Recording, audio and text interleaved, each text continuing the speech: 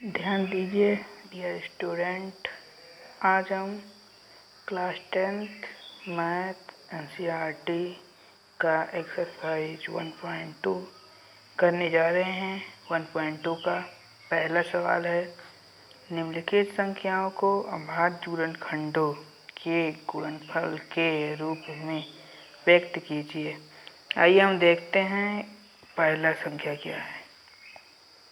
हमारी पहली संख्या है 140। ये है पहला। हम इसको जब अभाज्य गुणनखंड के गुणनफल के रूप में व्यक्त करेंगे तो हम इसे को सॉल्व करने के लिए एलसीएम लघुत्तरीय समापवर्तक का प्रयोग करेंगे। आइए देखते हैं लघुत्तरीय समापवर्तक क्या होता है।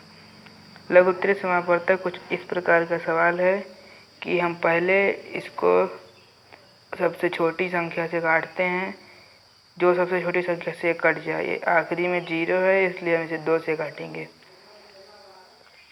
जो 2 से जितनी भी संख्या 2 से कटती हैं, आइए यहाँ देख लेते हैं।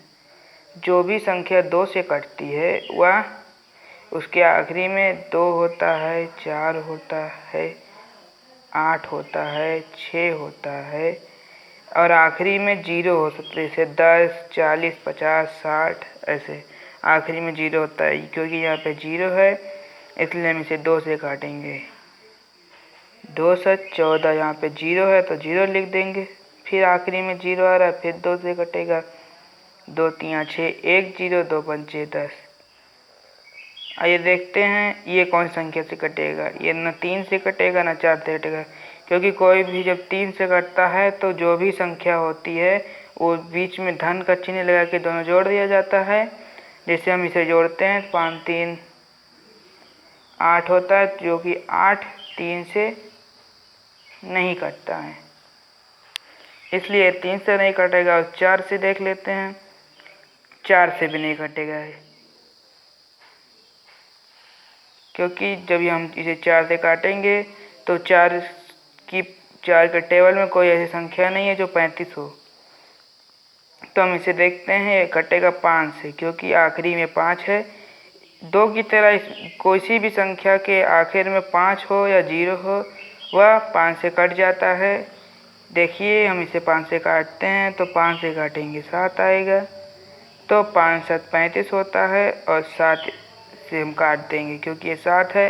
ये 1 से कटेगा या फिर वही संख्या से कटेगा जो संख्या है स्वयं से। तो हम इसे 1 से काटेंगे तो फिर 7 आएगा, इसलिए हम इसे 7 से ही काट देते हैं, डायरेक्ट 1 आ जाएगा। तो हमारा 1 आया। फिर हम इसका जैसे अभाज्य गुणनखंड के रूप में व्यक्त करने को कहा है, तो आइए हम व्यक्त करते हैं। अभाज्य गुणनखंड के रूप में व्यक्त करने के लिए प्रश्न पहले लिखेंगे, फिर जिस संख्या से हम काटे हैं उसी को गुणाकार करके लिख देंगे। जैसे 2 गुणे 5 गुणे, मतलब ये गुणे है 7। तो हम इसे इस प्रकार भी लिख सकते हैं कि 140 बराबर 2 का वर्ग गुणे 5 गुणे 7। इस प्रकार हमारा पहले का पहला सॉल्व होता है। हम आइए दूसरा देखते हैं। हमारा दूसरा प्रश्न है 156। तो हम इसे भी इसी विधि द्वारा सॉल्व करेंगे और देखते हैं हम इसे कैसे सॉल्व कर सकते हैं। 156 ऐसी छोटी संख्या से कीजिए कि जो सबसे छोटी संख्या और वो इसको काट सके। तो आइए हम देखते हैं कि ये 2 से कटेगा कि नहीं। ये देखिए, जब हम किसी संख्या को 2 से काटते हैं तो 2 4 8 6 या फिर आखिरी में 0 होना आवश्यक होता है, तभी वह 2 से कटता है। तो ये देखिए हमारा ये इसमें 6 है, इसलिए हम इसे 2 से काटेंगे। ये देखिए हम 2 से काटते हैं तो 2 7 14, क्योंकि 2 का पहाड़ा हम 6 बार पढ़ेंगे तो 6 दूना 12 होता है, इसलिए हम इसे 7 बार पढ़ते हैं। तो जब 7 लिखेंगे तो 7 दूना 14 होता है, तो यहाँ पे 1 हासिल बचेगा। तो हम इसे 6 से मतलब यहाँ पे 6 उसमें आगे ऐड कर देंगे तो 16 हो जाएगा। जब हम 16 से काटते हैं तो 2 8 16, यहाँ पे 8 लिखेंगे तो इसका उत्तर आ जाएगा 78। ये देखते हैं और कौन छोटी सी संख्या जिससे ये कट सकता है। ये देखिए 2, जो देखिए हम 2 से काट सकते हैं कि नहीं। ये देखिए 2 है, 2 के अगर 2 से कोई भी संख्या को काटना है तो उसके आखिरी में 2 4 8 6 या फिर 0 होना आवश्यक होता है। और देखते हैं इसमें कोई संख्या है उसमें से कि कोई नहीं। इसमें 8, तो ये देखिए हम 8 है तो हम इसे 2 से काट सकते हैं। तो आइए हम इसे 2 से काटते हैं। 2 2 तियाँ 6, यहाँ पे 18 आ रहा है तो हम 9 से काट देंगे। 2 9 18 होता है तो इसलिए हम 2 से कर देंगे। आइए देखते हैं ये 2 से कटेगा कि नहीं। देखिए 2 से कटने के लिए 2 4 8 6 10 होना आवश्यक है और इसमें कोई भी संख्या नहीं है। और अगर हम 3 से काटते हैं तो ये दोनों संख्या का जोड़ हम 3 से काट सकेंगे, तभी ये 3 से कटेगा। ये देखते हैं। देखिए हम 3 + 9 करते हैं तो 12 होता है, जो कि 3 से कटेगा, इसलिए हम इसे 3 से काट सकते हैं। हम 3 से काटेंगे तो 3 लिखेंगे, फिर 3 × 9 3 हो जाएगा, फिर 3 × 3 = 9। जो बच रहा है 13, ये या तो स्वयं से कटता है या फिर 1 से कटता है, क्योंकि ये अभाज्य संख्या है। तो हम इसे 13 से ही काट लेंगे, 13 हो जाएगा, मतलब 13 नहीं सॉरी 1 हो जाएगा। तो इस प्रकार हमारा दूसरे का भी उत्तर आ गया।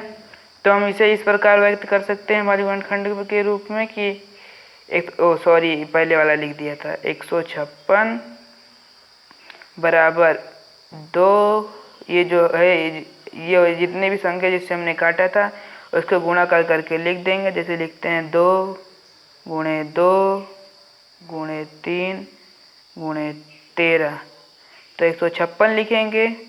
अब हम इसे इस प्रकार भी लिख सकते हैं कि 2 का वर्ग × 3 × 13।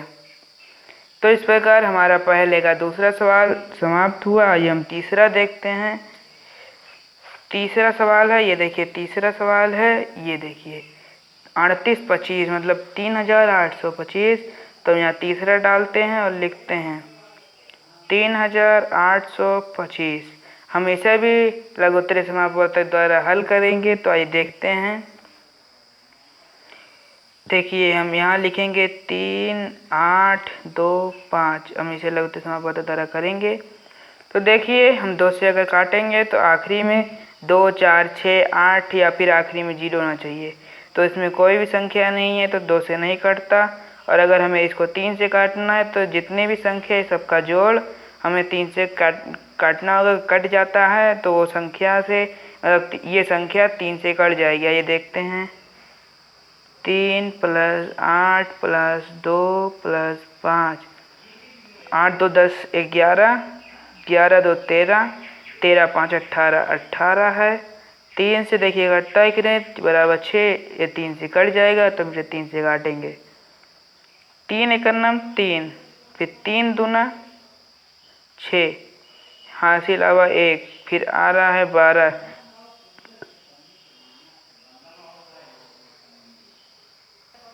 सॉरी ये 12 नहीं, जब हम 3 दूना 6 करेंगे, 8 में से 6 घटाएंगे तो 2 बचेगा, इसलिए हम यहाँ 22 हो जाएगा। तो हम 3 से काटेंगे तो यहाँ 7 बार जाएगा, तो 7 से 21 होता है, तो 1 बचेगा। जब हम 1 के आगे 5 लगाएंगे तो 15 हो जाएगा। तो हम 3 से काटेंगे, 5 बार जाएगा, 3 बचे 15। तो हम देखते हैं ये संख्या 2 से कटेगी कि नहीं। ये 2 से संख्या जो वो संख्या कटती है इसके आखिरी में 2 4 6 8 या फिर 0 होता है। इसके आखिरी में ना 0 है ना 2 4 6 8 है, इसलिए हम देखते हैं 3 से कटेगी कि नहीं। अगर कोई भी संख्या 3 से कटेगी तो उसका सबका जोड़ हम 3 से काटेंगे, 3 से कट जाता है तो ये 3 से कट जाएगी। आइए देखते हैं 1 + 2 + 7 + 5 7, देखिए 2 1 3, 3 में 7 जोड़ेंगे 10, 10 में 5 जोड़ेंगे यह होता है 15। हम 15 को 3 से काटेंगे तो 5 आएगा। हम 3 से काटने पे ये कट रहा है तो हम 3 से काटेंगे। तो हम पहले 4 तियाँ 12 कर देंगे, 4 बार चला जाएगा, फिर 3 दूना 6 होता है तो हम 2 लिख देंगे, 1 5 हो रहा है तो 3 5 15 हो जाएगा, इसलिए हम यहाँ पे 5 लिख देंगे। आइए देखते हैं ये 2 से कटेगा कि नहीं। 2 से जो भी संख्या कटती है आखिरी में 2 4 6 8 है, 0 होना चाहिए, ये तो हमने बहुत बार बता दिया है। तो ये 2 से नहीं कटेगा। 3 से कटने के लिए इसका जोड़ आना चाहिए, जो 3 से कट गया तो हम 4 2 5 जोड़ेंगे, 4 2 6 6 5 11 होता है। तो 11 जो है वो 3 से भाज्य नहीं है तो ये नहीं होगा, तो हम इसे 5 से काटेंगे। आइए देखते हैं 5 से कटता है कि नहीं। देखिए हम इसे काटेंगे, ये 5 से काटेंगे तो 8 बार जाएगा, 40 हो जाएगा। फिर 2 बचेगा, 2 5 25 होता है। तो हम इसे 5 5 25 5 बार लेके जाएंगे तो 25 भी कट जाएगा। देखिए आखिरी में फिर 5 आ गया तो हम इसे फिर 5 से काट सकते हैं। देखिए 5 एक कम 5 हो जाएगा। फिर यहाँ बच रहा है 3 और यहाँ 5 तो 37 होता है, तो हम इसे काट सकते हैं।